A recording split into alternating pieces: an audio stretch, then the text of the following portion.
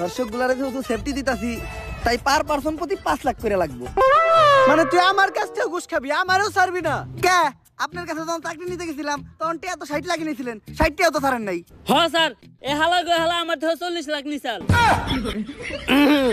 আচ্ছা তুই লোকেশন পাঠিয়ে দে, আমি টাকা আর এই শহরে সব দর্শক করে নিয়ে আইতাছি। বরবাদ, তোর কথা মতো এই শহরের সব দর্শক করে নিয়ে আইছি। স্যার ওগুলো বাইরে রাখাটা সেফ না। হারকিউলিস যে কোনো সময় ওগুলো উপরে হামলা করতে পারে। এক এক করে ওগো সবাই পিসের গোডাউনে ঢুকানোর ব্যবস্থা করেন।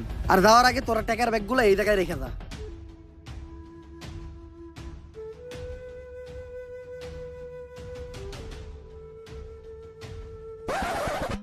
স্যার বাইরে তো আমরা আছি, ওখানে ভিতর থেকে সেফটি দেওয়ার লেগেও কাউরে দরকার। আর যেটা আমাকে মতো 5 পুলিশ অফিসার দিয়ে হইব না, আপনার মতো সাহসী আর যোগ্য একজনের দরকার। যাই, এতদিন পরে তোরা আমার চিনছস, সমস্যা নাই, তোরা বাইরে পাহারা দে, আমি ভিতরে ব্যাপারটা দেখতাছি।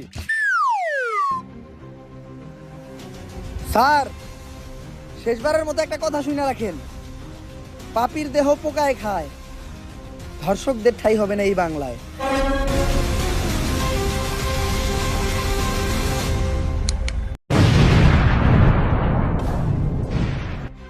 স্যার, এটা আপনি কি করলেন? তার মানে কি আপনি হারকিউলিস? কিন্তু কেন?